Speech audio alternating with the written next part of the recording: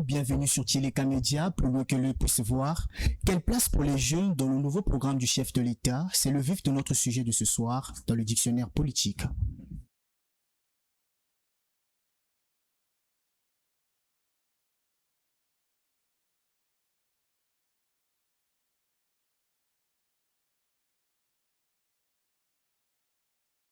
Merci de partager, liker et commenter ce contenu comme vous avez l'habitude de le faire. Nous recevons sur ce plateau Prince Raoul Kanza, il est secrétaire général de la jeunesse du parti Debout pour le Congo. Nous avons également reçu sur ce plateau Franck Goma, président du Rassemblement africain, et un habitué de la maison, Angelda Victoire Foutimolaka, distingué conseiller. Bonsoir, monsieur. Bonsoir. Prince Raoul Kanza, c'est votre première fois d'être dans les locaux de Tcheleka Média et d'intervenir dans le dictionnaire politique. Quelles sont vos impressions? Merci, monsieur le journaliste. C'est une occasion que vous nous donnez de nous exprimer sur les questions d'intérêt général. C'est un honneur pour nous. Nous remercions Tcheleka Média et nous plaidons pour un débat républicain et constructif. Merci. Fangoma, bonsoir. Bonsoir à vous. Quelles sont vos impressions d'être ici comme d'habitude? C'est pas une première pour vous. Bah écoutez, c'est toujours un moment important de discuter des questions de la République. Donc, Victoire Foutimolaka. Un grand plaisir de débattre sur les questions de la nation, plus précisément sur une question très fondamentale liée à la jeunesse, parce que pour qu'une nation avance, il faut mettre l'accent sur la jeunesse. Donc c'est pour moi une occasion de mettre l'accent sur les questions essentielles de notre jeunesse. Merci. Merci. La jeunesse. J'aimerais qu'on puisse faire un état des lieux de ce qui a été déjà fait lors du récent quinquennat. Je vous rappelle qu'en 2024, c'est une période au cours de laquelle fut déclarée année de la jeunesse. Prince Raoul Kanza, j'aimerais vous accorder la parole pour connaître quelles ont été vos attentes lorsque vous avez entendu le chef de l'État faire cette annonce. Merci une fois de plus.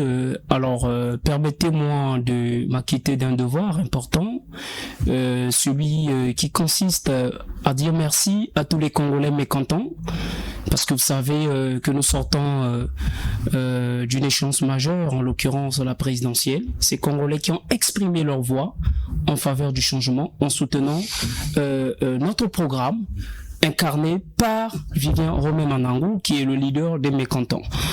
Merci. Et nous disons aux mécontents que l'espoir n'est pas terminé, le combat militant, il est permanent. Alors, merci. Je peux vous étonner en disant que pour nous, il n'y avait rien à attendre, parce que pour nous, cette promesse ou encore ce décret, le fait que 2024 fut décrété année de la jeunesse, ce n'était qu'un slogan, si vous voulez, plus de la fiction, de l'imagination, et le temps nous a donné raison.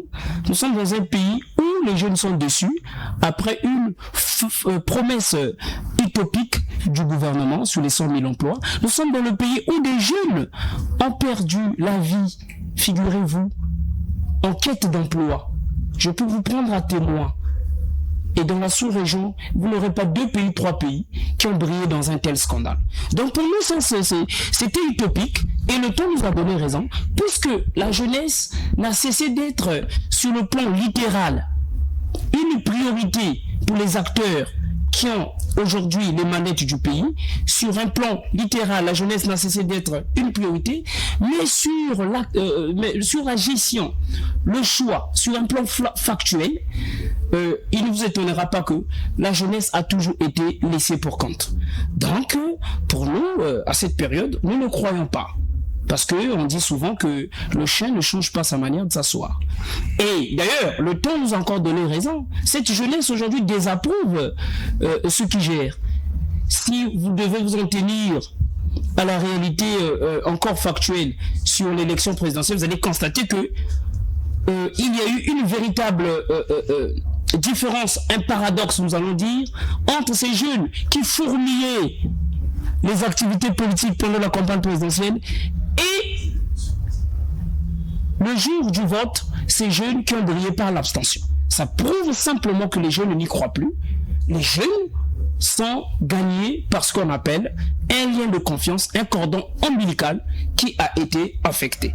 Donc voilà ce que l'on peut vous dire de façon succincte, monsieur le journaliste, à propos de cette impression que nous avions à l'époque. Merci. Franck Goma, je vous écoute. Écoutez, bonjour à tout le monde et ça reste un moment de... Si vous voulez, c'est toujours un moment important de discuter des questions liées à la République. Donc, toutes les fois que vous nous ferez appel, nous essayerons dans la mesure du possible d'honorer notre parole. Fouti Molaka. Bon, merci beaucoup, monsieur le journaliste, pour cette invitation. C'est très important de débattre sur les questions de la nation, plus précisément sur les questions des jeunes. Et tout au long de cette émission, nous allons évoquer les différentes questions de la jeunesse congolaise. Merci. Merci de partager, liker, commenter ce contenu comme vous avez l'habitude de le faire. Prince Raoul Konza, je viens vers vous. Nous allons commencer par faire un état des lieux de ce qu'a été le récent quinquennat 2021-2025. On se rappelle, en 2024, c'est une année qui fut déclarée année de la jeunesse. Lorsque vous avez entendu le chef de l'État annoncer que l'année 2024 était une année qui devait être consacrée à la jeunesse, quelles ont été vos attentes en tant que jeune? Merci, monsieur le journaliste. S'il vous plaît, en tant qu'acteur politique, il est difficile pour moi de prendre la parole sans m'acquitter d'un devoir important. Dire merci à tous les mécontents de la République qui nous ont soutenus pendant cette phase abyssale qui était l'élection présidentielle, qui ont exprimé leur soutien et leur adhésion à notre vision, en l'occurrence en soutenant notre candidat Vivien Roumet-Mamango. Alors, pour nous, ça n'a pas été grande surprise. Pourquoi? Ça va vous étonner parce que c'est pas une première. La jeunesse, sur un aspect littéral, a toujours été au cœur des priorités du régime en place. Dommage que, sur un aspect factuel, nous avons toujours eu des surprises néfastes ou désagréables. Nous sommes dans un pays où des jeunes sont morts pour des questions d'emploi. Je vais vous prendre à témoin s'il faut me citer un autre pays dans la sous-région en 10 ans, 20 ans où des jeunes sont morts pour des questions d'emploi. Donc, pour nous, c'est resté comme un conte de fées et les faits nous donnent raison. Donc, il n'y a pas plus grand commentaire puisqu'on dit les faits sont têtus, vous avez les résultats.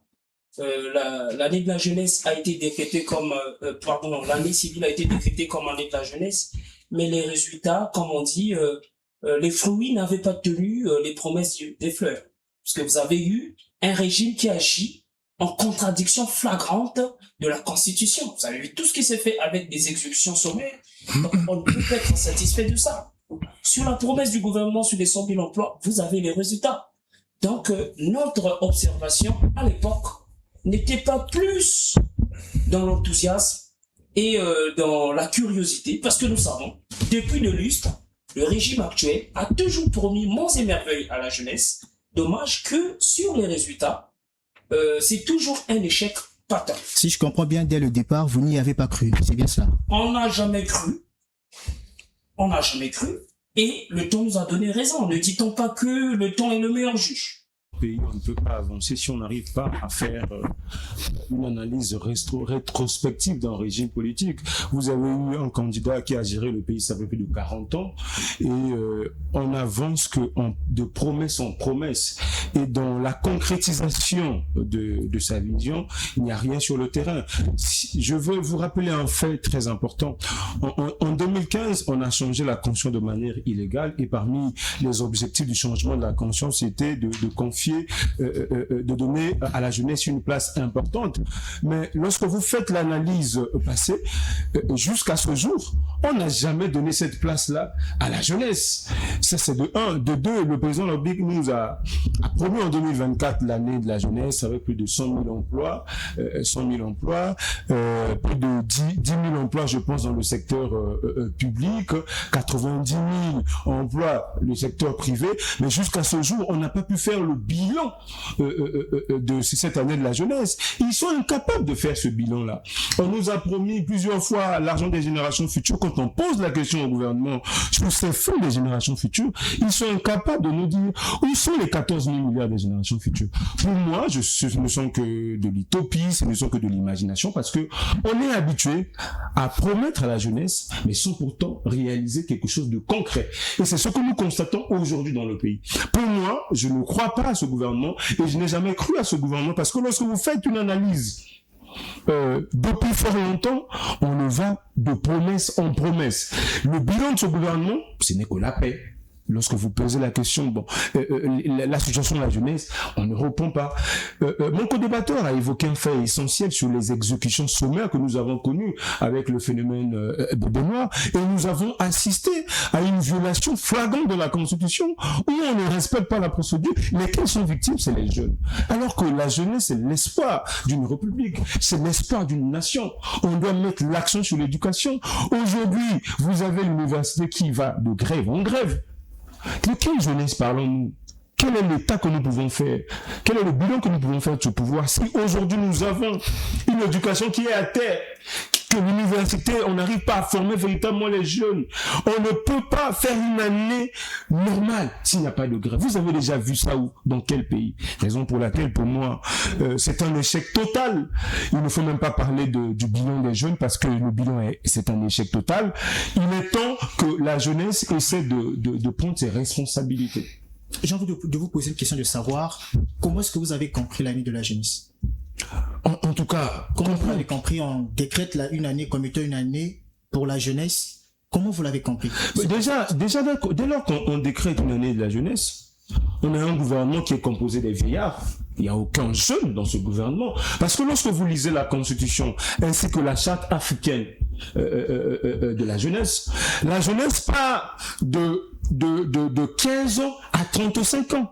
Selon la charte africaine de la jeunesse que nous avons, qui font partie intégrante de notre constitution. Parce que vous savez que les conventions internationales font partie intégrante de la constitution, y compris la charte africaine de la jeunesse que nous avons adoptée, que nous avons, il y a une expression appropriée, ratifiée, voilà, que nous avons ratifiée dans notre pays. Ça veut dire que lorsque vous faites le bilan de cette jeunesse, du point de vue politique, parce que moi je suis politique, aucun jeune dans le gouvernement.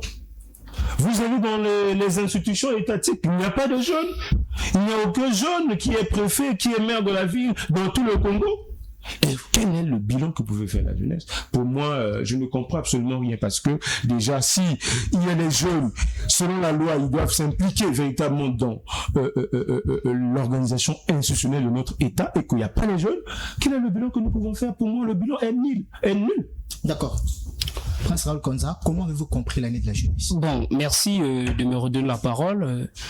Je souligne un fait abyssal dans l'intervention de mon co-débatteur, Monsieur Ngoma.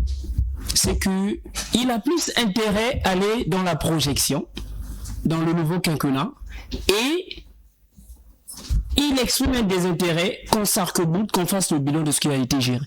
Parce que c'est à juste titre. Il est conscient que le bilan a été catastrophique.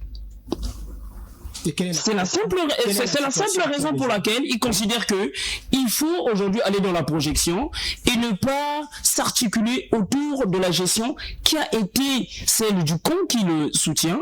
Et donc, voilà, nous regrettons. Il est très facile pour lui d'avoir de tels propos aisés. Parce que effectivement, dans le confort du pouvoir, au mamelle du pouvoir, on peut dire tout ce que l'on peut faire, tout ce que l'on veut, mais les Congolais sont pas dupes.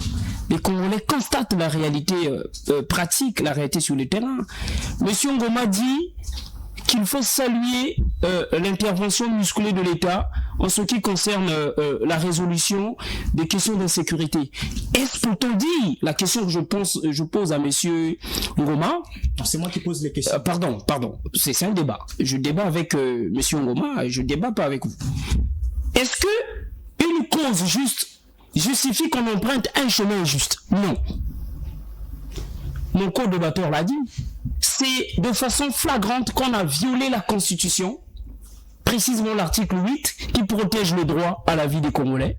Même si c'était pour une raison qui peut être considérée importante, c'est une violation des droits des Congolais et c'est pas autorisé. D'ailleurs, le général de Gaulle disait quoi? L'un des rôles profonds de l'État, c'est faire triompher le succès de l'ordre sur l'anarchie. Est-ce que M. Ngoma aujourd'hui peut dire avec tout le confort moral et intellectuel que l'État a respecté les principes auxquels lui-même il était soumis? Non. Donc, nous considérons que ça c'est le témoin d'un bilan vide et donc on se lance une fois de plus dans un saut vers l'inconnu. On parle du Congo. C'est quoi le Congo, monsieur? Le Congo aujourd'hui, c'est un pays endetté à 94%. S'il vous plaît. S'il vous plaît. Avez-vous compris? S'il vous plaît, mais je vous avais répondu. D'accord. Le Congo, s'il vous plaît, c'est l'actif de leur bilan, s'il vous plaît. Donc nous avons le droit de faire l'analyse, parce que parler du nouveau quinquennat, c'est oublier ce qui a été déjà fait. Je considère que c'est disproportionné à la raison. C'est disproportionné. Le Congo aujourd'hui, c'est un pays endetté à 94%, monsieur le journaliste. Et c'est à l'actif des gouvernants actuels. Les jeunes Congolais, puisqu'il s'agit des jeunes, les jeunes Congolais aujourd'hui brillent par un chômage endémique. Je dis bien endémique.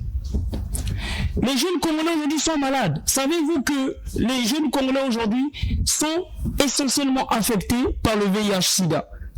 Les derniers rapports nous révèlent que 3,2% des jeunes Congolais sont affectés par le VIH-Sida. Et de quel âge? De 15 ans à 49 ans. Et l'une des raisons souvent récurrentes de cette conséquence, c'est l'extrême pauvreté. Parce que je ne vais pas vous surprendre. Le Congo aujourd'hui, d'après l'indice du capital humain, brille dans la pauvreté à 50% et est classé dans le groupe des pays à revenus intermédiaires, puisque le Congo aujourd'hui est autour de 0,42, au-dessus de la moyenne de 0,48. Le Congo aujourd'hui brille dans l'extrême pauvreté. D'accord, je reviens vers vous. Je pense que... Fangoma, comment avez-vous compris l'année de la jeunesse? Bon, comment avez-vous compris ce concept année de la jeunesse? Qu'est-ce que vous avez compris quand 2024 a été déclaré année de la jeunesse? Qu'avez-vous compris derrière ce concept? Bah, écoutez, je pense que la formulation même année de la jeunesse, et il y a eu beaucoup d'interprétations là-dessus, parce que bah, effectivement beaucoup ont cru qu'en une année les problèmes des jeunes devaient être résolus. Et il a fallu comprendre justement que décréter une année de la jeunesse, c'est simplement inscrire dans un programme, dans une sorte d'articulation des priorités des jeunes afin de résoudre un certain nombre de problèmes. Donc il n'a jamais été question, comme l'ont cru entendre certains de nos compatriotes, qu'en une année passée, que toutes, si vous voulez, les problématiques des jeunes devraient être résolues. Et je pense que d'ailleurs, sans en être explicite, le gouvernement est revenu là-dessus pour dire qu'il était question plutôt de mettre au sein de l'action publique des priorités des jeunes, et c'est pour ça que, je crois, d'ailleurs, c'est pour ça que on est allé d'une année de la jeunesse aux années de la jeunesse. Mais ce que je veux dire ici est plutôt très important. Alors, je crois qu'il est important d'élever le niveau du débat, parce que s'il y a un problème aujourd'hui dans notre pays, s'il y a un problème, c'est aussi le fait que le débat politique est très affaibli. On passe parfois l'essentiel de notre temps à discuter des problèmes sans pour autant évoquer des solutions. Et quand je le dis en conséquence de cause, parce qu'il y a un moment peut-être que j'aurais pu faire la même chose. J'étais parmi ces personnes qui ont dit,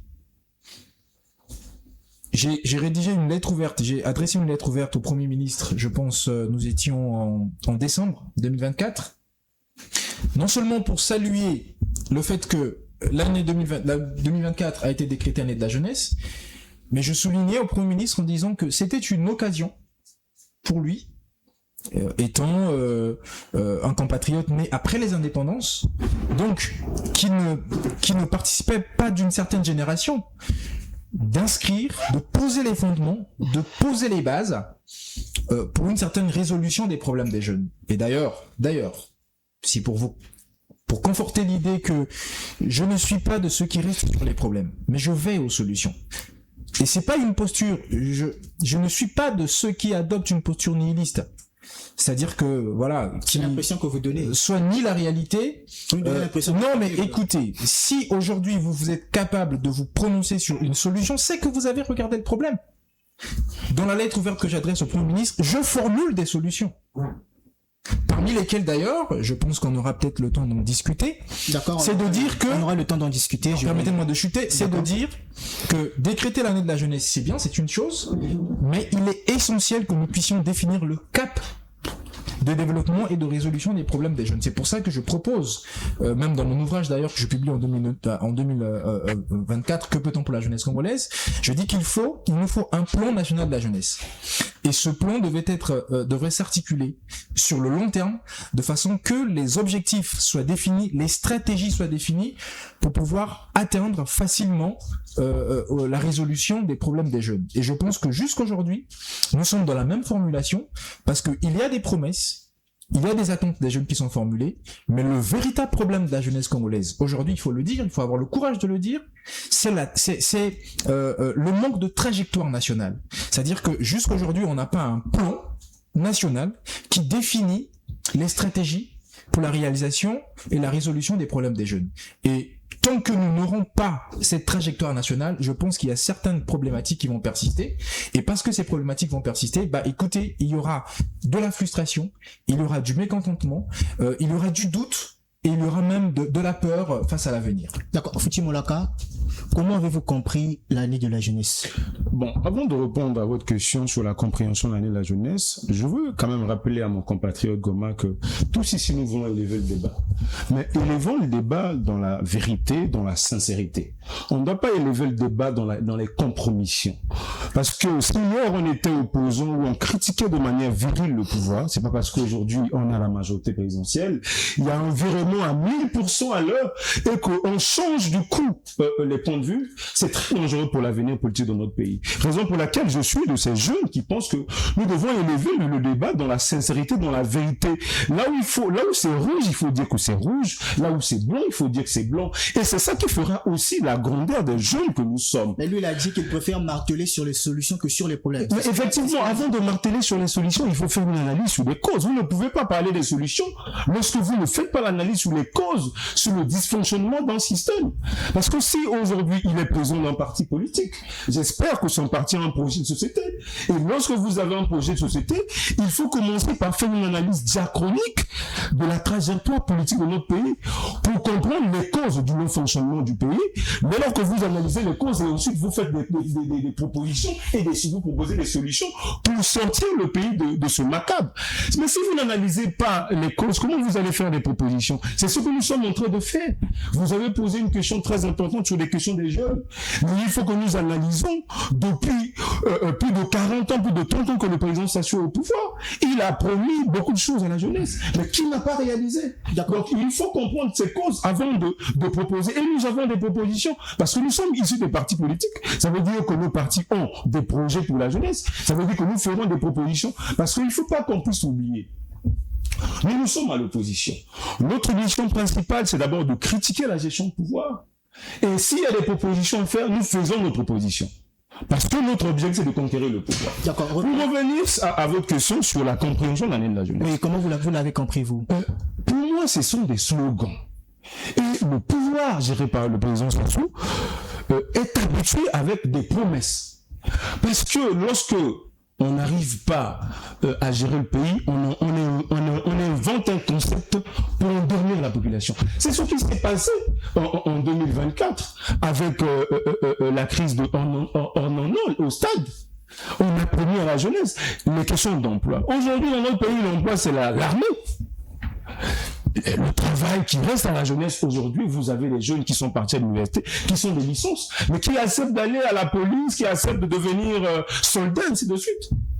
Donc, je n'ai jamais compris cette année de la jeunesse, parce que lorsqu'on gère un pays, la question de la jeunesse est une question prioritaire. Nous devons créer les conditions pour former les jeunes d'abord, parce que il faut mettre l'accent sur l'éducation. Je vous apprends que depuis toujours notre pays aujourd'hui, notre éducation est gérée par les vacataires, qui ne sont pas parfois bien formés. Je veux dire à M. Franck Goma, qui soutient aujourd'hui la majorité, qu'il aille à l'intérieur du pays, voir comment nos enfants sont formés. Par des vacataires qui n'ont pas parfois le niveau BPC qui forment nos enfants dans les écoles à l'intérieur du pays. Allez-y à Ubenga, allez-y à Mimbeli dans le district de Nile, vous allez voir le catastrophe. Ça veut dire que lorsqu'on parle de l'année de la jeunesse, on devait mettre l'accent sur la jeunesse. Il faut recruter les enseignants qui finissent à l'ENS, à l'ENI. Mais c'est pas le cas aujourd'hui. La priorité de la jeunesse, ça devait être quoi? Mais ça devait être l'éducation. Mais aujourd'hui, qu'en sommes-nous avec l'éducation? Je vous ai donné une illustration parfaite ici, avec les grèves à répétition à l'université Mariam Ngouabi. Est-ce qu'on pense réellement à la jeunesse? Du point de vue politique, n'en parlons plus. Lorsque vous observez nos institutions aujourd'hui, il n'y a aucun jeune de moins de 35 ans qui dirige une institution étatique dans notre pays. Quand vous lisez la charte africaine de la jeunesse, on vous dit que l'État doit faire la promotion des jeunes, d'intégrer les institutions. Mais pour que les jeunes intègrent les institutions, il faut donner la possibilité à cette jeunesse-là. Je vous apprends aujourd'hui, avec la loi électorale, qui dispose que pour être un élu local, il faut être âgé de 18 ans, et la Constitution le dit. Mais pour constituer les dossiers, il faut 500 000. Quel est le jeune qui a envie aujourd'hui de s'impliquer même dans la gestion de sa commune, qui peut avoir 500 millions pour intégrer cette instance-là? Donc pour moi, je me dis que c'est une utopie, et on continue toujours de tromper la jeunesse parce qu'on n'a rien à offrir. Sous d'autres aussi, on voit comment les jeunes s'imposent dans le domaine politique, que ce soit dans l'innovation technologique, mais on a comme l'impression que chez nous ici, la majorité des jeunes sont des attentistes. Ils veulent que le pouvoir puisse tout faire à leur place. Ils ne veulent pas se réinventer. Vous, en tant que partisan de la chaîne, on aimerait savoir comment est-ce que vous faites pour vous réinventer sur la scène nationale? Qu'est-ce que vous apportez de neuf? Est-ce que vous critiquez pour le plaisir de critiquer, ou est-ce que vous faites partie de cette catégorie de jeunes qui s'attendent à ce que le gouvernement puisse tout faire à leur place? Donc, je ne suis pas issu de ces jeunes qui pensent que on doit attendre tout du gouvernement. Moi, au contraire, je pense que sur cette question, la responsabilité est partagée. Il y a la responsabilité du gouvernement, la responsabilité des gestionnaires de l'État, et il y a aussi la responsabilité des jeunes que nous sommes. Parce que j'ai toujours dit que vous ne pouvez pas attendre, surtout en matière de pouvoir, qu'on puisse vous servir la nourriture sur un plateau. Ça ne se passe pas comme ça. Vous devez vous battre pour arriver au pouvoir. C'est comme ça que ça doit se passer. Alors, quel est votre combat? Donc, je suis de ces jeunes qui pensent qu'il faut se battre pour arriver au sommet. Il ne faut pas attendre qu'on puisse faire votre promotion. Or, aujourd'hui, la jeunesse congolaise est dans la compromission. La plupart des jeunes préfèrent faire la gloire de ces vieux pour avoir une place sur le soleil, alors que ça ne doit pas se passer comme ça. Aujourd'hui, la jeunesse congolaise est une jeunesse qui est majoritaire. Ça veut dire que si on s'implique, on peut bouleverser la donne politique dans notre pays. Mais malheureusement, ces ennemis ont créé un système, celui d'appauvrir les jeunes. Le machiavélisme pur et simple, celui d'appauvrir les jeunes. Pour que les jeunes qui sont là, la plupart n'ont pas d'emploi, n'ont pas de métier. Ils viennent faire de la politique pour s'enrichir, pour avoir de l'ascension sociale. Mais qu'est-ce que vous attendez d'une telle jeunesse? Mais elle ne peut être que manipulée. Mais si aujourd'hui vous avez une jeunesse qui se prend en charge, une jeunesse qui a des métiers, qui essaie de se battre pour conquérir le pouvoir à sa manière, qui n'attend rien de ses vieux, qui préfère peut-être apprendre de ne pas attendre, parce que si vous attendez, vous serez manipulé, vous serez guidé. C'est ça aujourd'hui. Raison pour laquelle je dis sur ce point, il y a une double responsabilité. D'une part, nous les jeunes, nous avons notre part de responsabilité, parce qu'aujourd'hui, nous nous sommes compromis à l'endroit de ces vieux, parce que nous pensons que pour que nous émergeons en politique, il faut attendre leur aval. C'est une faute pour la jeunesse. Et de l'autre côté, il faut dire que c'est une responsabilité de la part du gouvernement, parce que dans un État, c'est les vieux qui doivent conduire les jeunes. Mais malheureusement, c'est pas le cas aujourd'hui dans notre pays. Raoul Konza, Fouti Molaka vient de dire quelque chose de capital. Selon lui, la majorité des jeunes qui regardent des partis politiques, ils le font parce qu'ils se disent qu'un parti politique, lorsque je rejoins tel parti politique, il me servira de tremplin vers la réussite. Donc j'y vais pas pour mener un combat, ni pour pouvoir épouser l'idéologie, mais pour avoir des opportunités. Est-ce que vous avez rejoint le DPC parce qu'il y a des opportunités derrière? Merci, monsieur le journaliste. C'est une question transitoire importante, parce que effectivement, j'aurais conduit mon raisonnement dans ce sens. Mais attention, il faut souligner une chose. Je ne suis pas dans la considération a priori que la compétence est forcément juvénile. Attention, faut pas que nous rentrions dans ça. La compétence n'a pas d'âge. ici, nous sommes en train de parler de la place, si je me souviens bien, de la jeunesse dans le prochain quinquennat. Et donc, ça oblige de faire une observation, comme m'a dit Monsieur Molaka, sans écorcher votre nom, une observation rétrospective de ce qui a été la prise en charge de cette jeunesse, puisqu'il y a eu réélection. Voilà. Donc, c'est un devoir moral et intellectuel. Donc, il ne faut pas aujourd'hui caricaturer le débat comme étant la jeunesse à tout prix et tout ça. Bon nombre de jeunes aussi dans ce pays, comme a dit le doyen, ont été enrôlés, mais ont brillé aussi par une gestion plus ou moins immorale. Je pense que catastrophique. Pas ma question. S'il vous plaît, oui, non, mais c'est important de rebondir là-dessus. Je disais que c'est une question transitoire. Pourquoi?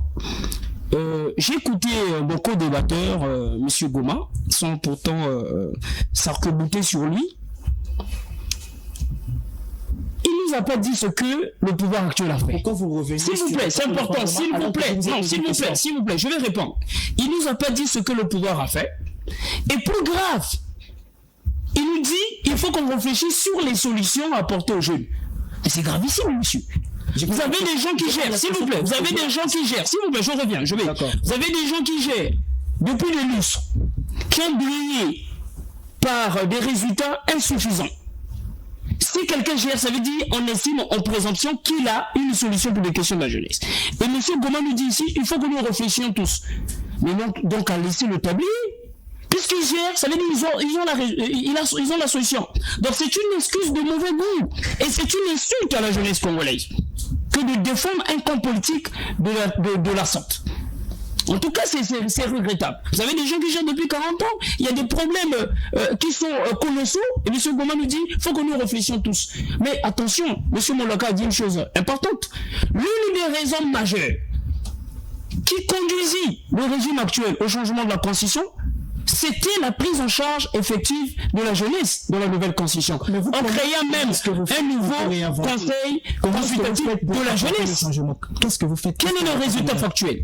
Alors, nous ne sommes pas de ceux qui confondent la politique et le commerce. Parce que dans le commerce, il y a ce qu'on appelle l'intention pécuniaire. Nous sommes de ces jeunes qui font la politique avec conviction pour l'intérêt général. Nous ne sommes pas des commerçants. Il ne faut pas confondre le commerce et la politique. Vous n'y êtes pas. Alors, ça veut dire ceci, s'il vous plaît. Ça veut dire ceci. Les opportunités dans un territoire, c'est l'État qui le donne. Ce qu'on appelle l'égalité des chances. Est-ce que vous savez que l'État congolais a signé en 2015 ce qu'on appelle le programme des Nations Unies sur un programme structurel sur le développement durable? Et sur les 17 objectifs, le Congo avait choisi 6, notamment la réforme de la gouvernance, la réforme du système éducatif, la baisse des inégalités et de la pauvreté. Nous sommes à quelques années à l'approche de 2030. Chacun de nous peut faire le bilan qu'il veut. Le système éducatif est aux abois, le système sanitaire est aux abois, une gouvernance qui est restée à l'étape primitive, à la cueillette. Donc, on ne peut rien dire là-dessus. Pour nous considérons qu'aujourd'hui, ce qui mine aussi la politique congolaise, c'est qu'il y a une jeunesse qui vient en politique sans savoir réellement ce qu'elle veut. Nous considérons qu'il n'y aura pas grande surprise pour le nouveau quinquennat, pour faire simple, et de façon succincte, nous considérons que l'un des rôles de l'État aujourd'hui, c'est important parce que nous sommes à l'heure des choix de ceux qui vont gouverner nouvellement. D'accord. Il faut renouveler la classe qui gouverne. D'accord, ok. Fangoma, lors des campagnes électorales, le chef de l'État avait lancé une invite à la jeunesse. Il avait dit qu'il n'y avait plus assez de place à la fonction publique et que les jeunes devraient se prendre en charge. Comment avez-vous accueilli cette invite? Écoutez, je pense que vous savez, quand on est en période électorale, beaucoup de promesses sont formulées. Il y a, si vous voulez, il y a l'engouement de la campagne. Et moi, je crois qu'il y a eu une mésinterprétation de ces propos, parce que tout le monde a écouté, tout le monde a compris ce que ça voulait réellement dire. Mais bon, comme vous avez toujours, il y en a qui vont aux extrémités qui cherchent parfois les poux un peu partout, et il y en a qui ont commencé à dire que voilà, ça veut dire ceci, ça veut dire cela. Voici, de mon point de vue, ce qu'il faut entendre. On est face à une problématique majeure. Et d'ailleurs, je reviendrai pas sur certains propos de mes co-débatteurs parce que j'estime que c'est pas conséquent.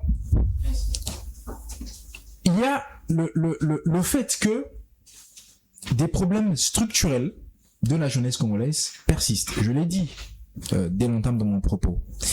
Et parmi ces problèmes, parmi ces défis, il y a le fait que depuis longtemps, depuis un moment, il y a le faible taux d'intervention du secteur privé dans l'accompagnement des jeunes, dans l'employabilité des jeunes. C'est pour ça que j'évoquais tout à l'heure la nécessité de restructurer, de refonder les politiques de la jeunesse. Et parmi ces politiques, il y a ce triptyque de la formation, du financement et de la production. Donc, dans la formation, il faut revoir justement la qualité de l'adéquation de l'éducation avec le secteur de l'emploi. Il faut revoir dans le cadre des financements les mécanismes par lesquels l'État octroie, si vous voulez, soit des financements dans le cadre de l'accompagnement des jeunes, dans le cadre de la création des emplois, soit simplement des mécanismes par lesquels l'État réussit à créer des emplois.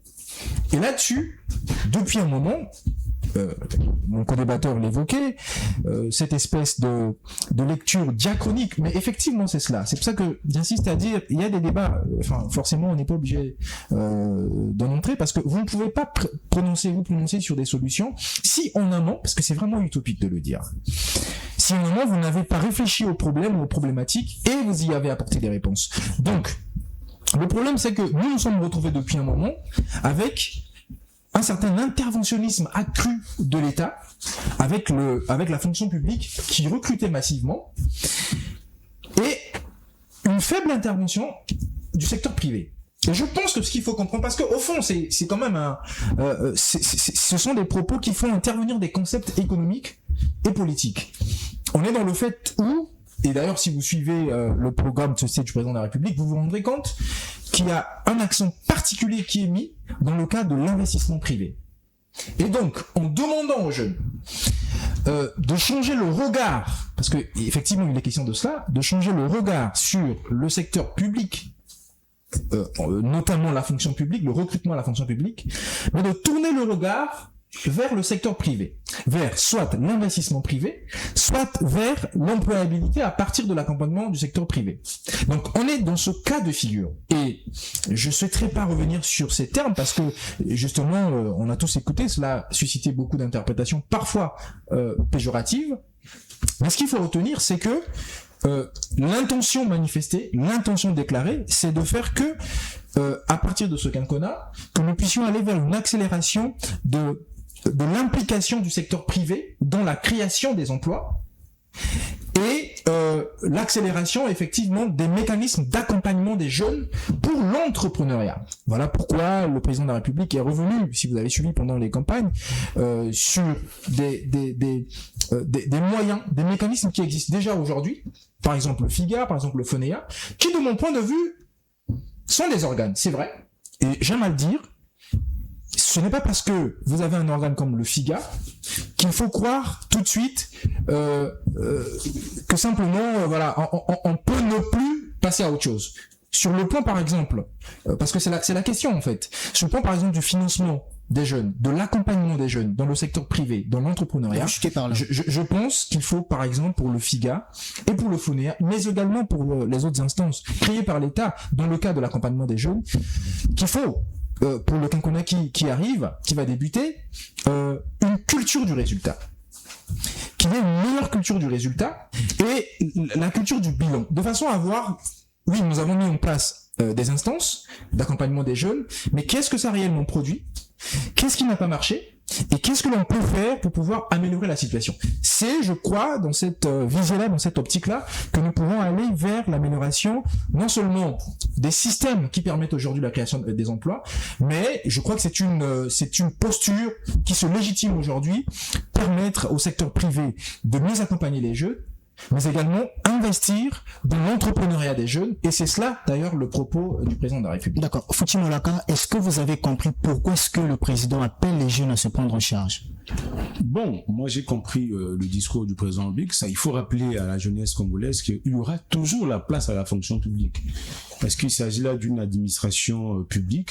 On ne peut pas dire que le président de la République d'ailleurs a dit il n'y a plus assez de place à la fonction publique. Il n'a pas dit qu'il n'y a plus de place à la fonction publique.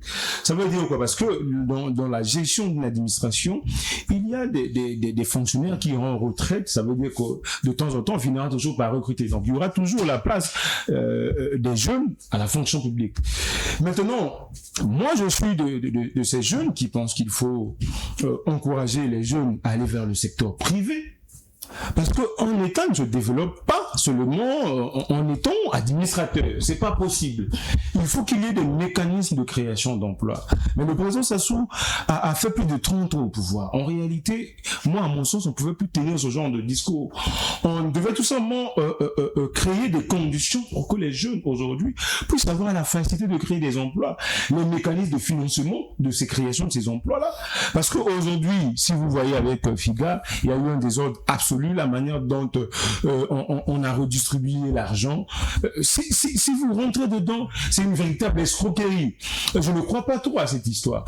Mais aujourd'hui, la question de la prise en charge de la jeunesse, c'est une question qui est purement culturelle. Et Franck Goma a évoqué un fait très important, c'est-à-dire une question qui était structurelle, dans la mesure où depuis fort longtemps, on a appris à la jeunesse congolaise que, si vous voulez, la seule possibilité de gagner la vie, c'était la fonction publique. Moi qui vous parle, je ne suis pas fonctionnaire. Et je n'ai jamais rêvé être fonctionnaire de l'État. Je veux exercer une activité libérale, exercer une profession libérale. Donc je n'ai jamais rêvé être fonctionnaire de l'État. Donc il faut faire comprendre à la jeunesse que le travail, c'est pas seulement la fonction publique, mais il faut travailler là-dessus. C'est une question culturelle pour que les jeunes puissent comprendre que on peut finir l'université, on est issu d'une faculté, on a un master en droit, on peut créer son entreprise, soit dans le secteur primaire, soit dans le secteur tertiaire, soit dans le secteur technologique, ainsi de suite. Mais il faut qu'il y ait une politique allant dans ce sens-là pour accompagner les jeunes. Mais jusqu'à ce jour, il n'y a pas une concrétisation dans ce sens. Je vais prendre un cas simple pour étayer mon analyse. Dans le département de la Likola, par exemple, le président Oblique, lorsqu'il est allé en 2021 battre campagne, il a promis à la jeunesse de la Likola, par exemple, la création d'une banque agricole.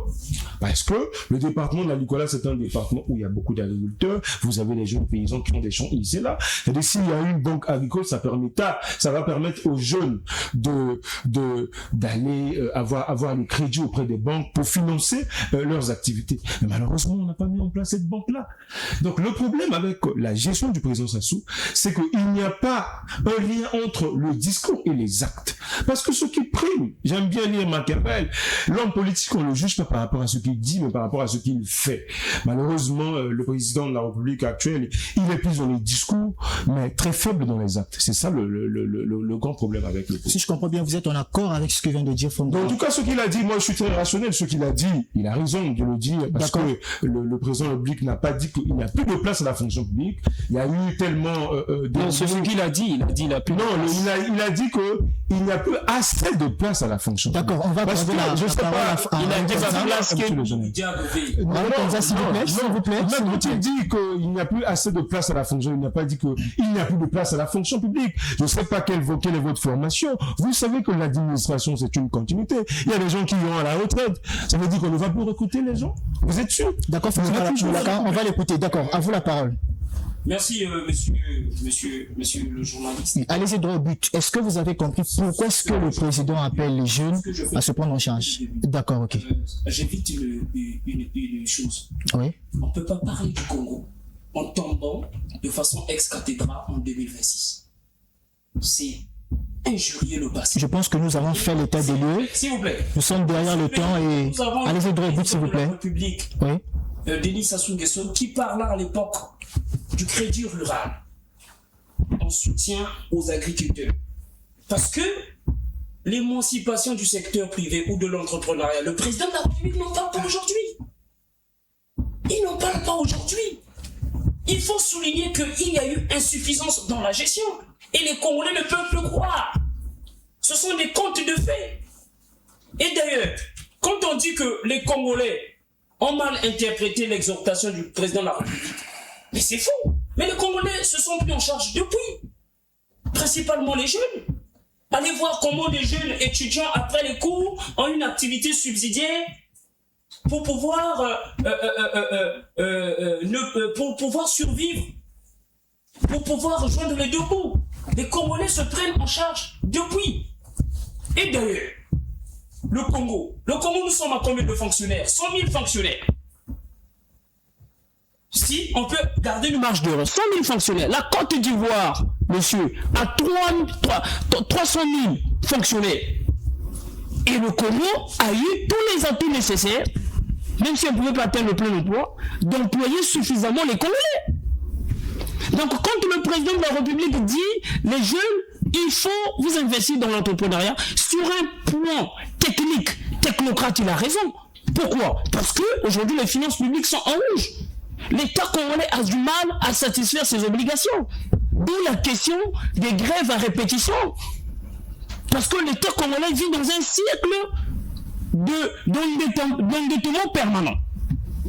Et sur un point de vue politique, le président de la République n'a pas à se plaindre, puisque c'est sa propre gestion. C'est là le paradoxe entre le citoyen qui fait la lecture et le politique qui fait la lecture, s'il vous plaît. Est-ce que normal aujourd'hui les jeunes Congolais doivent multiplier des veillées, de prières pour avoir un passeport, monsieur? Je vous dis que cette année, il y a des Congolais qui n'ont pas pu atterrir là où ils souhaitaient pour continuer les études parce que le service public est inefficace. Ce qui me dérange, c'est que on aborde les questions politiques sous l'aspect exclusivement littéral. J'ai beaucoup de respect pour M. Ngoma, mais c'est plus de la littérature. Attention, la politique, c'est une chose trop sérieuse pour faire de la rhétorique. S'il vous plaît. Oui. Le Congo aujourd'hui est asphyxié. Donc, vous avez dit qu'il faut des propositions. La proposition que je considère pour moi la plus salvatrice, que je peux humblement adresser au chef de l'État, qui est en l'occurrence le maître des horloges, puisque là il doit nommer un nouveau gouvernement, un premier ministre. Monsieur le Président, vous avez dit dans l'un de vos ouvrages qu'un chef est toujours seul. Votre histoire vous est personnelle. Monsieur le Président de la République, il ne faut plus redonner la charge, la gestion de l'État à ceux qui ont échoué. Renouveler la classe gouvernante. Faites confiance à de nouveaux profils. On peut être aujourd'hui content que ceux qui ont brillé dans la gabegie financière aient encore l'impérium, la signature de la République. C'est quand même aberrant, c'est révoltant. Si je comprends bien, vous vous attendez à ce qu'il y ait un changement de paradigme dans la gestion de la chose publique. Bien sûr, que le président de la République fasse une précédence, que les nominations soient plus dans la compétence que dans la connivence. C'est dans ce contexte que les Congolais redonneront confiance au pouvoir qui gère. Parce que je vous dis la vérité, monsieur Josué, le pouvoir actuel est dans l'incapacité notoire de réunir son Congolais, son billet de banque.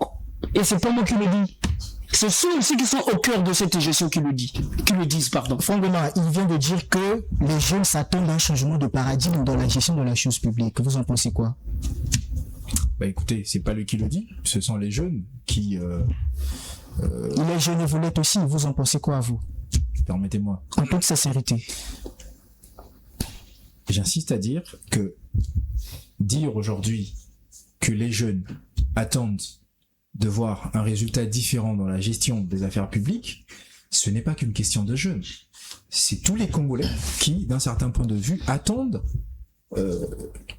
qu'il y ait une gouvernance différente pour le quinquennat qui va débuter.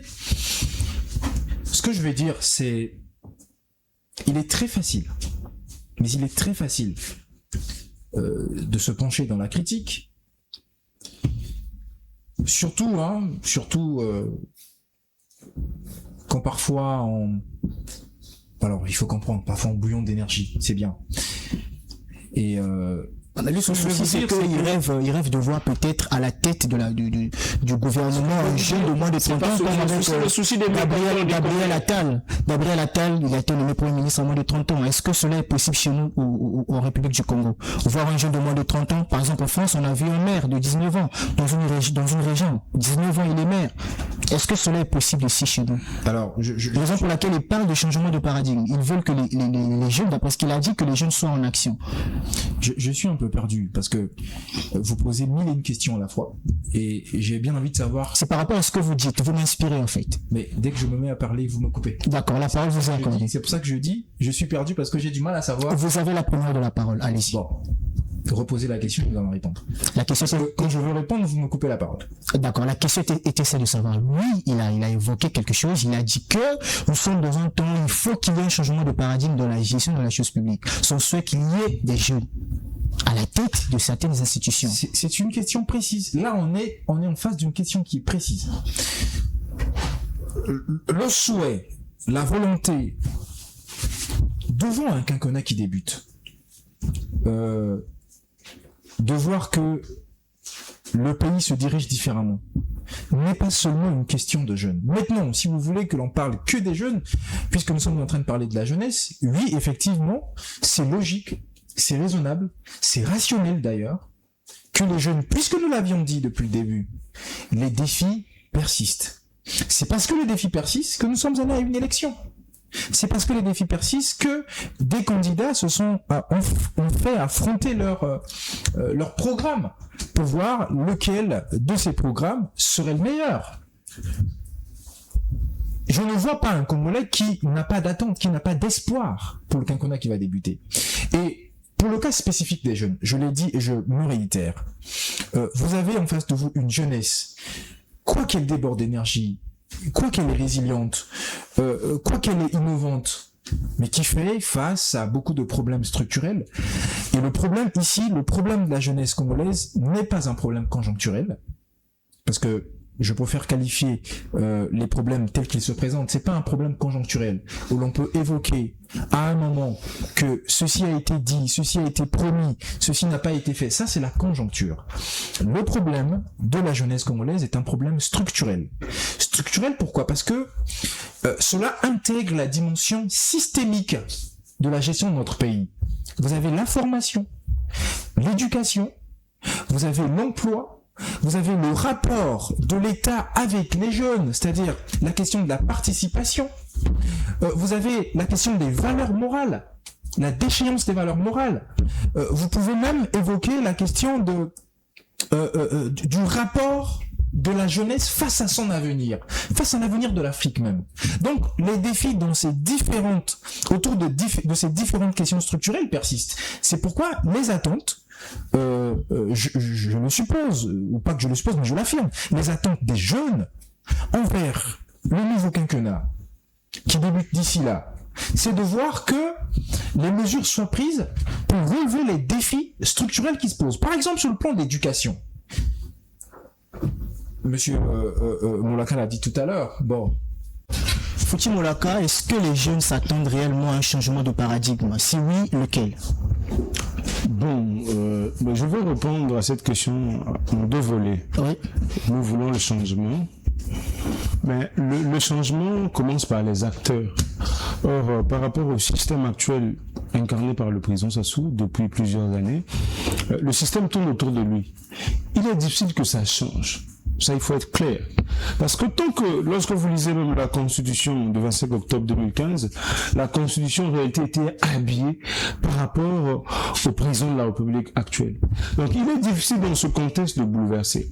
Maintenant, la deuxième hypothèse, c'est possible de changer les choses, mais à condition que le président de la République essaie de prendre ses responsabilités, de changer les acteurs. Parce que pour changer le système, il faut changer les acteurs.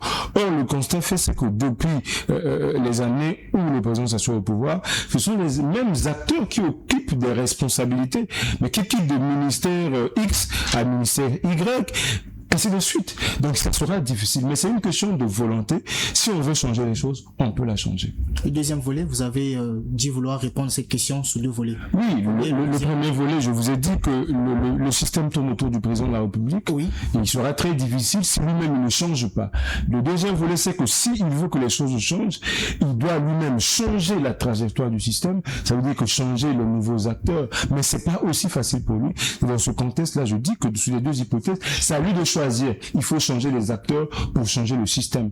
Tant qu'on ne change pas les acteurs, il sera difficile de changer le système. Quel sera votre rôle dans ces 5 prochaines années?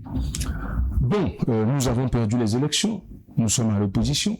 Le rôle de l'opposition, comme le dit la loi de 2017 sur le statut de l'opposition est définie comme l'ensemble des partis ou des groupements qui ne soutiennent pas l'action du gouvernement. Nous ne soutenons pas les actions du gouvernement, du président Sassou.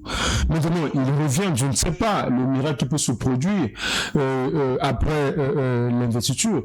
Je ne suis pas dans le secret.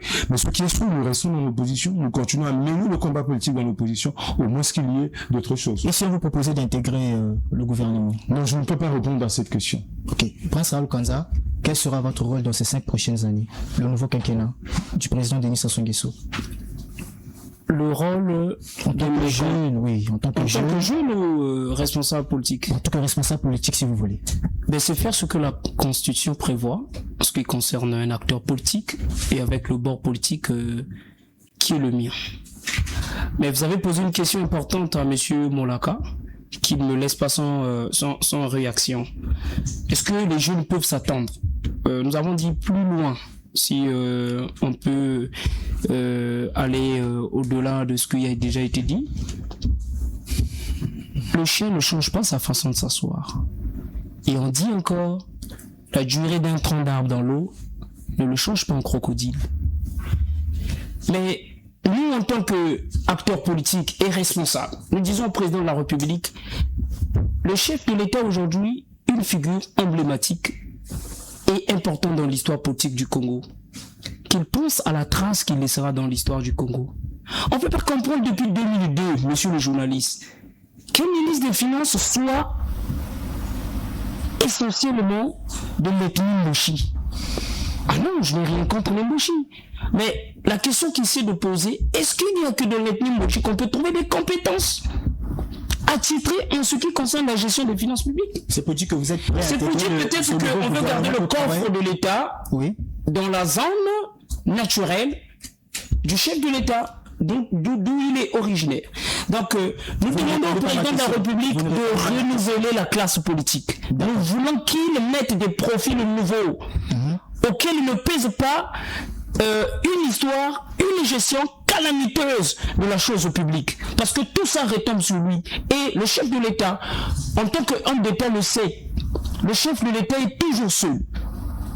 Il a dit dans son livre, le monde la souris et le fleuve, the buck stops here.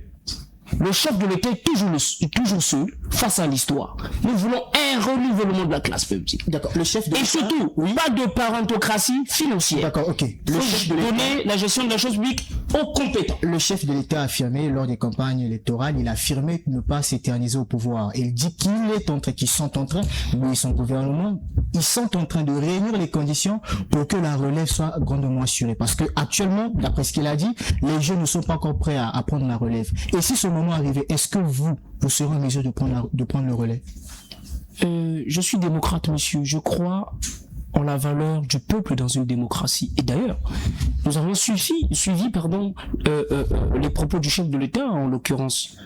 Mais j'aimerais dire, avec tout le respect que je dois au chef de l'État, ce n'est pas un parti politique, un acteur politique qui fixe le temps où d'autres viennent à la gestion de la chose publique. Attention, s'il vous plaît, c'est le peuple dans une démocratie, c'est ce qui m'a été enseigné dans mes lieux de formation. Dans une démocratie, c'est le peuple qui choisit au moment opportun ses dirigeants. Et lui, en tant qu'homme d'expérience, il peut avoir cette observation, je ne la lui retire pas, mais nous travaillons à convaincre le peuple, à organiser le peuple pour une préparation plus objective avec des résultats concrets dans la gestion de la chose publique. Fangoma, est-ce que vous êtes prêt pour prendre le relais? Parce que vous avez entendu le chef de l'État. Il a dit qu'il n'est pas là pour s'éterniser au pouvoir. Il réunit des conditions pour que des jeunes comme vous puissent prendre la relève. Est-ce que vous êtes prêt pour prendre le relais, Fangoma? Bah écoutez, c'est une posture historique. C'est bien que cela soit souligné sur ce plateau, que l'on reconnaisse que le président Denis Sassou Nguesso est une figure emblématique de l'histoire politique de notre pays. Et puisqu'on le dit, c'est qu'il faut reconnaître également que nous sommes peut-être en train d'entrer vers un mandat je dirais pas transitionnel, mais un mandat transgénérationnel. C'est-à-dire que une sorte de passage d'une génération vers une autre. Parler fort n'est pas toujours parler juste. C'est bien de le souligner. Et si vous êtes d'accord avec nous que vous avez en face de vous un acteur politique qui, à lui seul, incarne une bonne partie de l'histoire politique du pays et qui vous dit que nous sommes en train de tout faire pour céder le témoin, céder le passage, permettre que les générations, c'est pas qu'une question de jeunes, attention, il faut pas mal interpréter les propos d'un chef. Ce n'est pas qu'une question de jeunes, c'est une question de génération. C'est-à-dire qu'il y a une génération qui a bâti les fondements de l'État actuel, qui a dirigé avec les erreurs. Elle a d'ailleurs reconnu cette génération. Nous composons une nouvelle génération. Les problèmes de notre génération, quand je dis notre génération, c'est-à-dire que c'est nous autres, ne sont pas les mêmes que les problèmes de la génération des présidents Sassou et autres. Et ça c'est bien pour les jeunes aujourd'hui de le reconnaître. D'accord. Pour vous, ça va empêcher que nous puissions discuter de certaines questions qui, au fond, n'ont aucune substantialité. À la question de savoir si les jeunes sont prêts ou pas, c'est une question d'histoire. Et je pense qu'aujourd'hui, il y a des figures dans cette génération qui sont prêts à incarner le renouveau démocratique, à incarner le sursaut démocratique, le sursaut générationnel. Je ne rentre pas dans ce genre de débat de qui. Je fais pas le débat des personnes, mais je fais le débat sur... Vous évoquez des personnes. Je fais le débat sur les profils de personnes. Vous avez aujourd'hui des ministres qui ne sont pas de la même génération que le président. Vous avez aujourd'hui des responsables d'administration ou des partis politiques qui ne sont pas de la même génération que le président. Et je pense que quand le chef de l'État dit qu'il y a une nouvelle génération qui peut prendre la relève, il faut pas croire qu'il est question d'âge. Il n'est pas question d'âge, il est question de génération. La génération, c'est pas toujours l'âge. Et en évoquant la question de la génération, je pense qu'il y a des personnes, peut-être pas de ma génération également, mais peut-être d'une génération plus moins récente que la mienne, qui peut être en mesure de conduire. Et ça, c'est une question historique. Je pense que dans un État vous avez des formations politiques, vous avez des profils, vous avez des jeunes qui sont aux affaires, il est tout à fait logique de penser qu'il y a de ceux qui peuvent prendre la relève. La véritable question, je vais vous dire, c'est pas qui est prêt à prendre quoi. C'est pour ça que des fois on s'enlise dans des débats inutiles, on s'enlise dans des débats qui ne font pas évoluer l'action politique. La vraie question est de savoir, et là je serais pas tout à fait d'accord, permettez-moi de le faire pour la première fois avec ce que disait mon co-débatteur, la question des acteurs et du système. Vous savez, ce n'est pas toujours l'acteur qui fait le système, c'est parfois le système qui fait l'acteur. Et si vous comprenez cela, vous comprendrez au fond que vous pouvez vous retrouver dans un système où des acteurs peuvent être différents mais qui reproduiront les mêmes erreurs. Le problème ici, ou les problématiques posées ici, c'est celle plutôt de ce qui fait en sorte que nous demeurons parfois dans une certaine systématicité qui fait que certaines problématiques demeurent. Par exemple, la corruption. Par exemple, l'incivisme chez les jeunes. Par exemple, certains antivaleurs. Qu'est-ce qu'il faut faire pour quitter ce stade, cet état de fait des choses, pour avoir une meilleure gestion, une gestion optimale, une gestion plus transparente, une gestion où la redevabilité soit le maître mot. C'est cela. Et donc, si vous revenez sur la question, par exemple, des attentes pour ce quinquennat qui va débuter, je crois que parmi les attentes les plus fortes, les plus déterminantes, c'est pas qu'une question de figure, de visage ou d'acteur, mais c'est une question de système. Qu'est-ce qui n'a pas marché jusqu'ici? Qu'est-ce que l'on doit faire? Qu'est-ce que l'on peut faire pour que les choses marchent différemment? Et donc, il faut par exemple exiger, c'est la responsabilité de l'exigence. Il reste une minute, je vous rappelle. Nous sommes dans cette posture-là. Oui. Je suis malheureux que certains co-débatteurs mésinterprètent certaines actions politiques, c'est-à-dire que vous voyez un parti politique qui se crée, qui est en train de se créer, qui est dans la procédure de fondement et de structuration. Tout de suite, vous lui prêtez les intentions d'un parti de la majorité. Ce n'est pas parce que ce parti a dit que nous allons soutenir la candidature du président de la République que cela fait de vous ipso facto partie de la majorité. Nous avons soutenu une vision. Et la vision que nous avons soutenue, c'est la vision d'avoir un Congo qui est défini à travers une vision longue. Et aujourd'hui, je suis terminé par là. Oui, je suis terminé par là. Okay. Aujourd'hui, c'est à raison que nous l'avons fait, puisque vous avez le ministère du Plan aujourd'hui qui est en train de concevoir la vision Congo 2060. Donc c'est à raison que nous nous sommes penchés vers cette problématique-là pour dire qu'il nous faut, et c'est là déterminant, que le Congo soit dirigé ou que le Congo soit conduit à travers une vision à long terme, à travers une vision qui va définir pas seulement les combats de cette génération, mais les combats des générations futures. Et donc, ça fait pas de nous tout de suite un parti de la majorité. Non, ça fait de nous un parti qui est en train d'aller au-dessus et au-delà de certaines positions stratégiques classiques. D'accord. Opposition ici, opposition par là. Merci. Je vais terminer par là. D'accord. Ce que nous allons faire pendant ce quinquennat, c'est que nous serons là à suivre l'action publique, à proposer, parce que nous avons quitté le stade de la stagnation, le stade de la condamnation simplement, vers le stade de la construction. Nous allons construire avec ceux qui construisent le pays pour apporter notre touche à la construction de ce Congo, et étant animé par cette vision selon laquelle le Congo doit être dirigé à travers un plan stratégique à long terme. Et de ce point de vue, je pense qu'il y a lieu de croire que ce mandat qui vient, il y a lieu de souhaiter plutôt, devrais-je dire, que ce mandat qui va débuter soit un mandat de transformation, pas seulement un mandat, pour revenir sur la question de la jeunesse, pas seulement un mandat de la gestion de la jeunesse, mais un mandat d'intégration structurelle de la jeunesse vers un système économique plus performant qui va faire que nous puissions élever les défis de... D'accord. Fouti Molaka. Oui. Je voulais quand même dire deux mots. Brièvement, oui. Ce pays est à reconstruire parce que les fondations de ce pays ne sont pas bonnes, et à reconstruire sur tous les plans. Parce que moi, personnellement, en tant qu'acteur politique, je ne suis pas convaincu de l'héritage légué par nos anciens. Quel est l'héritage que ces anciens nous lèguent aujourd'hui? C'est la corruption dans le domaine politique. C'est le népotisme. C'est la gabegie financière que nous constatons dans le pays. Je pense que nous qui sommes de la nouvelle génération politique, il faut refonder le pays si nous voulons que les choses avancent. Mais je suis étonné pour terminer. En politique, on n'a que deux postures. C'est comme dans la vie. La politique, c'est comme la vie. Soit c'est le oui, soit c'est le non. En politique, c'est la même chose. Soit vous êtes à la majorité, soit vous êtes à l'opposition. Il n'y a pas deux choses en politique. Soit vous soutenez les actions du gouvernement, soit vous ne soutenez pas les actions du gouvernement. Si vous ne soutenez pas les actions du gouvernement, vous êtes à l'opposition. D'accord. Si vous pensez soutenir les actions du gouvernement, vous êtes de la majorité. Mais je pense aussi que l'objectif de la création d'un parti politique, c'est de conquérir le pouvoir. Malheureusement, c'est très étonnant de constater que dans notre pays, lorsqu'on crée un parti politique, ipso facto, on soutient un candidat à l'élection présidentielle. Mais on ne crée pas un parti politique pour soutenir qui que ce soit. Lorsqu'on crée un parti politique, c'est pour conquérir le pouvoir. Mais malheureusement, je suis étonné de constater qu'on vient à peine de créer un parti politique avec un objectif de conquérir le pouvoir, mais on cherche à soutenir le président. C'est que vous devez revoir à ce moment. Vous avez une minute. C'est que vous devez revoir à ce moment la question de la stratégie politique. Monsieur Molaka, vous avez une minute, je rappelle. Vous êtes porte-parole d'un parti.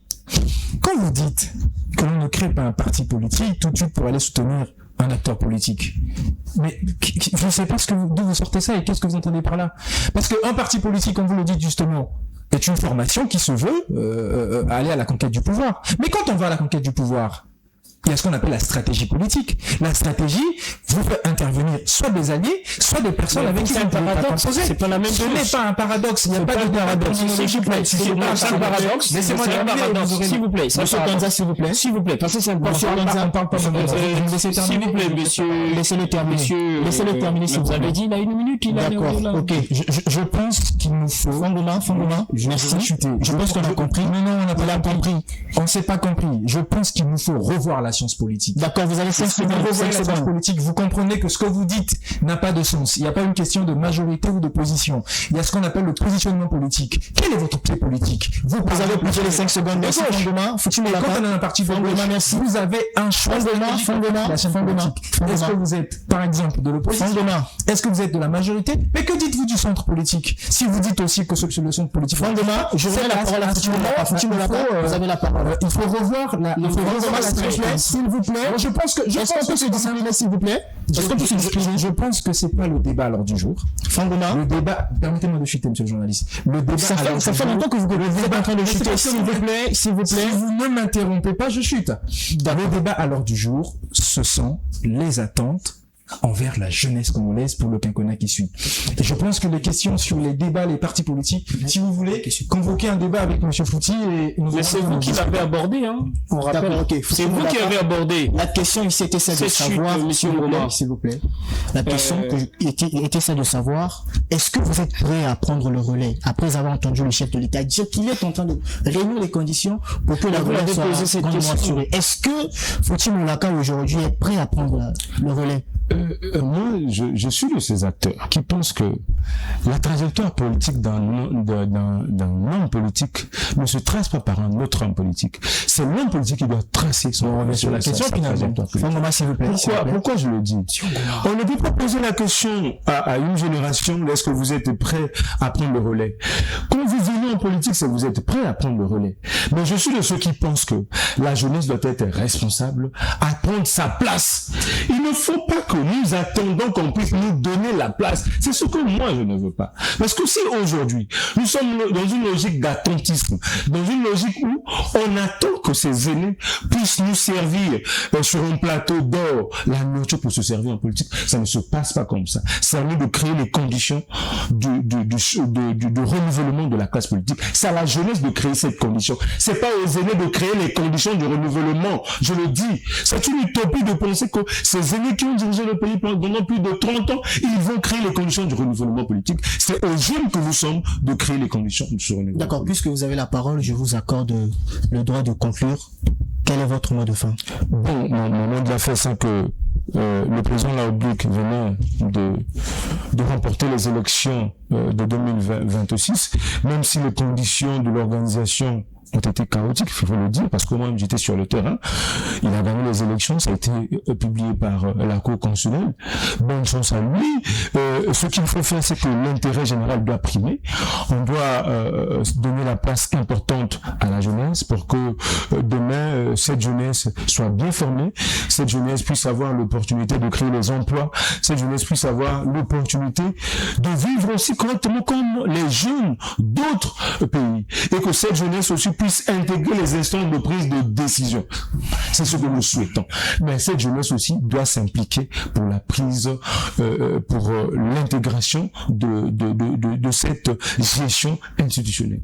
Prince Raoul Kanza, nous sommes arrivés à la fin de ce débat. Votre mot de fin? Merci pour la parole. Nous remercions Tcheleka de nous avoir donné ce temps de parole. Le mot de la fin, il est succinct. C'est que nous voulons que le climat politique soit apaisé et nous demandons à tous les mécontents de la République de garder espoir et de continuer à militer pour un idéal de changement. Et sous le regard et l'action très éclairée de notre coordinateur, Monsieur Vivien Romain Manangou, nous ne trahirons pas notre mission qui consiste à créer une espèce de voie alternative à ce que nous vivons aujourd'hui. Merci, c'est tout ce que je pouvais dire. Fangoma, votre mot de la fin? Écoutez, je pense que le débat depuis le début devrait tourner autour des questions de jeunesse. J'aurais encore aimé que nous puissions élever encore le niveau de débat, c'est-à-dire que nous puissions discuter des questions structurelles qui minent la jeunesse congolaise aujourd'hui, puisque les défis persistent, nous l'avons dit depuis le début. Maintenant, que voulez-vous? Ce qu'il faut dire, c'est que quand une jeunesse, quand un gouvernement, quand un État, quand un pays ne structure pas, n'organise pas une jeunesse, c'est que finalement il organise son propre déclin, il faut le dire. Donc nous espérons fortement que le quinquennat, que le mandat qui va débuter sera un mandat de la relève des défis, et comme je l'ai dit tout à l'heure, pas seulement de la gestion, il faut arrêter de considérer la jeunesse comme étant simplement un objet social, c'est-à-dire qu'il faut arrêter de faire la gestion de la jeunesse, la gestion sociale de la jeunesse, mais il faut plutôt aller vers la gestion économique, structurelle de la jeunesse, de façon à relever les défis qui minent encore notre jeunesse à nous, surtout les défis liés à l'emploi des jeunes, à l'éducation surtout, à l'éducation, à la formation, mais aussi les défis liés aux valeurs, par exemple au civisme. Je pense que nous sommes à un moment charnière de l'histoire de notre pays, où nous avons une classe politique qui a quand même fait ce qu'elle pouvait faire, et il est temps que les générations qui viennent travaillent à réinventer l'action publique, travaillent à s'affirmer sur le plan politique, travaillent à s'affirmer au niveau de la gestion de la chose publique, et il y va de la responsabilité de tout un chacun, de chaque jeune, de chaque Congolais. Il faut qu'on le fasse dans le civisme, il faut qu'on le fasse avec beaucoup de courage, il faut qu'on le fasse avec abnégation. Le Congo est notre pays, c'est notre Congo, et tous les jeunes Congolais, chaque jeune Congolais, devrais-je dire, a le devoir de bénéficier des bienfaits de son pays. Et il est important de souligner ici que nous avons certainement un président qui vient d'être élu, qui a bénéficié de la confiance des Congolais et donc des jeunes Congolais, au-delà des discours partisans, au-delà des discours radicaux, au-delà des discours parfois qui frisent avec l'irrationalité. Il faut le reconnaître. Je crois que nous, de notre côté, ce que nous ferons, c'est que nous apporterons la contribution qui sera la nôtre, que ce soit par l'intervention discursive, que ce soit par le débat, que ce soit par les initiatives, afin de proposer, parce que nous le rappelons, nous ne sommes pas dans la logique de condamnation simplement, nous avons dépassé ce stade, nous sommes dans la logique de solution, de construction, et cette construction, je pense que nous le ferons avec tous les jeunes Congolais. Merci Fangoma d'avoir répondu à notre invitation, merci à vous chers messieurs. Nous sommes arrivés à la fin de cette émission, on se dit à très bientôt sur Tchénika Média, plus loin que l'œil puisse voir.